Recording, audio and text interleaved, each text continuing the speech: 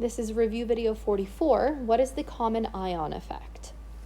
So before I get into that, up until now, whenever we've used ionic compounds, dissolved them in water, whatever, we've been assuming that any aqueous compound is dissolved in pure water. We've been making that assumption, and I haven't really called your attention to it up until now because until now it has not mattered, but now it does. Because it is very rare for any ionic compound, any aqueous solution to be in a pure solvent. It's rare for that to happen, and there's a couple of reasons for that. 90% of the time, the solvent we're talking about is water, and water generally has dissolved ions in it. Tap water for sure does. It has a ton of them: calcium, sodium, magnesium, potassium, bicarbonate, chloride, sulfate. Like, there's so many ions in tap water, and a lot of times we just use tap water as default. But even if we were to use distilled water, which has less ions, there's still ions in it. And those ions affect the ability of other things to dissolve in that solvent. In addition, let's say we're not just trying to dissolve something, but we're trying to do a reaction. Reactions don't generally only involve one substance. We're reacting multiple substances together. And so any spectator ions that happen to be in that reaction will also affect the ability of whatever products you form to be dissolved in solvents. So again, those two reasons kind of are why we care that we're not using pure water. So the common ion effect states that common ions will decrease the solubility of ionic compounds overall. But why? Right, great, that decreases the solubility. What does that mean? Why do we care? And the reason that that's true is Le Chatelier's principle. So we can see equilibrium ethyl over here looming in the background. But to explain why common ions do that, we have to look at an example visually. So let's say we're trying to dissolve lead 2 chloride in two different situations. Let's say we're trying to dissolve it in pure water, like we're seeing on the left, and in salt water, or with the presence of NaCl, as we're seeing on the right.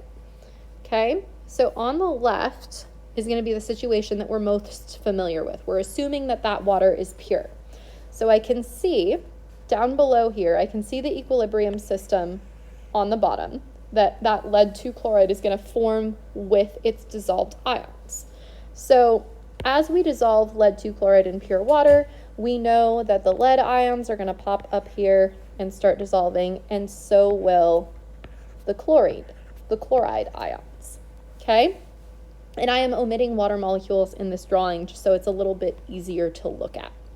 So based on that, we know that some of that lead chloride is going to dissolve. How much of it, we would have to use an ice table to figure out, but that's not really important here. We know that it will. Those ions will come up and they will dissolve, at least to a certain degree. Nothing is currently hampering that process.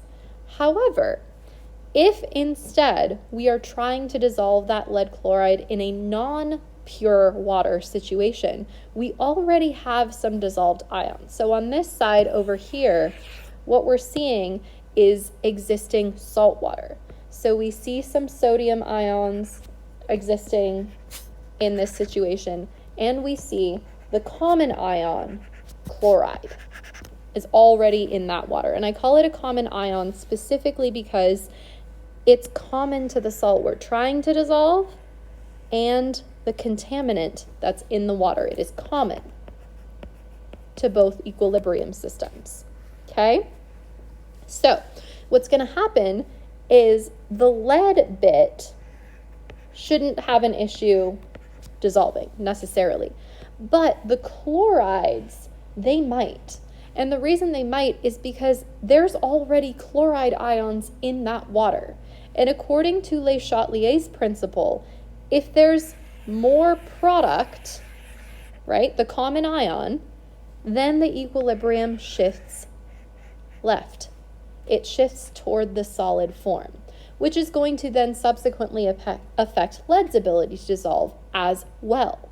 So once again, the presence of a common ion, the presence of this chlorine in the water, makes the equilibrium shift to the left.